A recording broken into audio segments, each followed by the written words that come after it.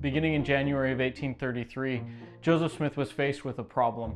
Many of the members of the church were being called to serve as missionaries, and while they had extensive knowledge of the Bible and of other Christian faiths around them, their knowledge of the Restoration and of the revelations that Joseph Smith had received was somewhat lacking. As a result of this, Joseph Smith organized a school, which he called the School of the Prophets.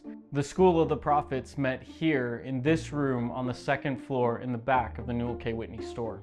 In the School of the Prophets, these brethren were taught not only revelations that had previously been received, but also additional revelations were received by Joseph Smith. As questions arose and opportunities presented themselves, Joseph Smith and the brethren in the School of the Prophets would ask the Lord for additional information.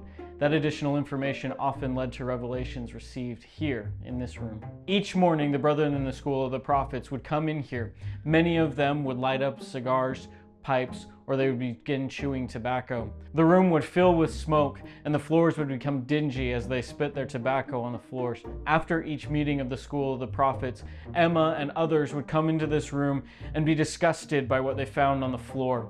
The smell was awful, and the floors were dirty. Emma was concerned that this was not the appropriate setting to be discussing sacred things. She asked her husband if there was anything that could be done. As a result of Emma's question, Joseph went to the Lord. In prayer, Joseph asked the Lord if there was anything that they should change. In response to Joseph's prayer, he received the revelation that is now Doctrine and Covenants 89, better known amongst members of the church as the Word of Wisdom. In addition to prohibitions on tobacco, the Lord also told the saints that they should avoid things like hot drinks and alcoholic beverages. They were taught principles of health and moderation which would save them from addiction. At the end of the revelation, the Lord promises us great treasures of wisdom, even hidden treasures, for our obedience in following these principles. He also promises bodily health, that will run and not be weary, and walk and not faint.